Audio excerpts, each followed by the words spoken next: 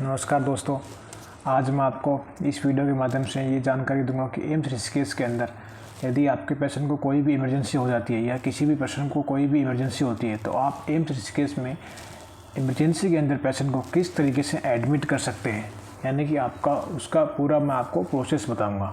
Casualty का admission का पूरा प्रोसेस इस वीडियो के अंदर मैं कौन कौन सी चीज़ें डिस्कस करूँगा कि इमरजेंसी का जो मेन गेट है वो कहाँ पे है, इमरजेंसी गेट, ट्राई सिस्टम, ठीक है। इसके बाद में आपका temporary registration, immediate treatment, test and admit process and discharge, ठीक है, एंड अटेंडेंट रूल्स।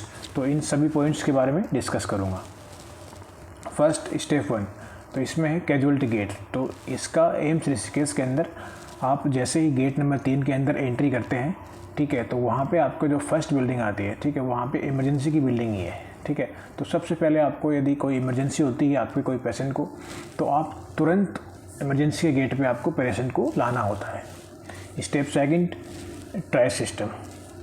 तो जैसे ही आप पेशेंट को वहाँ इमरजेंसी के गेट पे लाते हैं तो आपको अंदर लेके जाते हैं, ठीक है। आप अंदर लेके जाते हैं, वहाँ पे एक डेस्क होती है, ठीक है, जिसको बोलते हैं ट्राइज डेस्क, ठीक है। वहाँ पे आपको एक नर्स मिलेगी एंड एक डॉक्टर मिलेगा, ठीक है। वो आपके पेशेंट को तुरंत देखेंगे, ठीक है।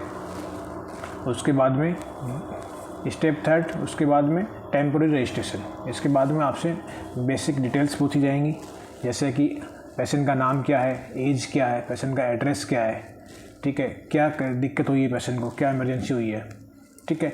तो वो आपका टेम्पोरेरी रजिस्ट्रेशन हो गया। उसके बाद में आपको नेक्स्ट आता है आपका कि इमीडिएट ट्रीटमेंट, यानी कि आपको तुरंत जो पेशेंट की सीरियसनेस के अकॉर्डिंग आपको एरिया के अंदर भेजा जाएगा, जैसे कि रेड एरिया है, येलो एरिया है। तो जैसे ही आपको पेशेंट सीरियस है तो आपको इमीडिएट आपको रेड एरिया में भेजा जाएगा। वहाँ पे आपको इमीडिएट डॉक्टर्स के द्वारा ट्रीटमेंट दिया जाएगा, ठीक है। डॉक्टर्स देखेंगे आपके पेशेंट को और जो स्टाफ वहाँ पे रहेगा वो उनका ट्रीटमेंट स्टार्ट कर देगा।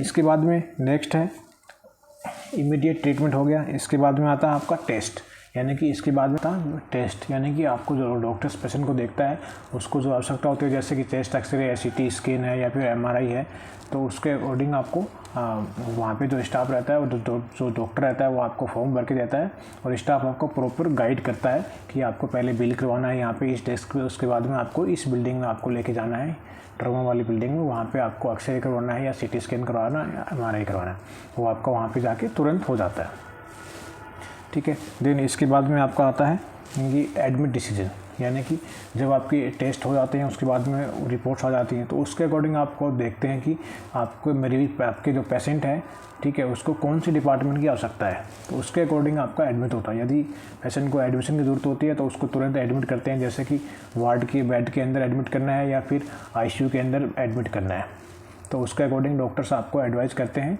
और जो डॉक्टर्स वार्ड या ICU के डॉक्टर रहते हैं वो पेशेंट का एडमिशन करके ले जाते हैं, ठीक है। देन इसके बाद में आता है आपका अटेंडेंट रूल्स, यानी कि अटेंडेंस के क्या रूल्स रहते हैं वहाँ पे। तो उसमें जो पेशेंट के साथ में जो पर्सन रहता है उसको अटेंडेंट बोलते हैं।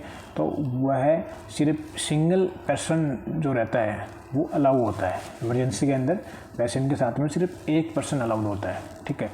तो वहाँ पे उसको हमेशा वहाँ पे रहना होता है, ठीक है। तो उसको हमेशा किन बातों का ध्यान में रखना है कि वह पहली चीज़ तो जो पेशेंट जो ID है वह अपनी उसको साथ में रखना होता है, या फिर जो पास वहाँ से इशू होता है तो वो पास उसको साथ में रखना होता है।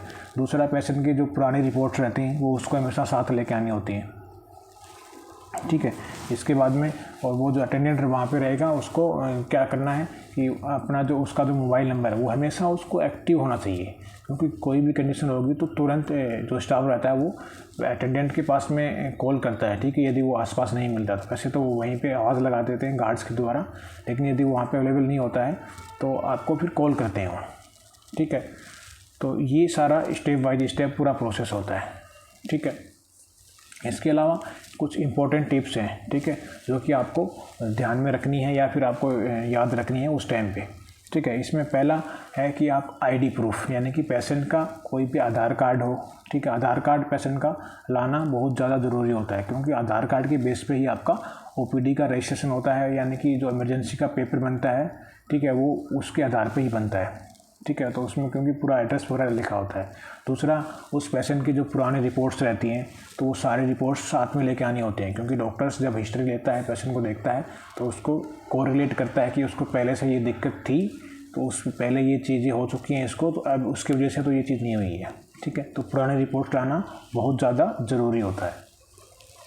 इसके अलावा हम बात करें तो आपको वहाँ का जो स्टाफ है उससे कभी भी आर्ग्यू नहीं करना है, यानी कि आपको बहसबाजी नहीं करनी है वहाँ का इमरजेंसी का जो स्टाफ रहता है।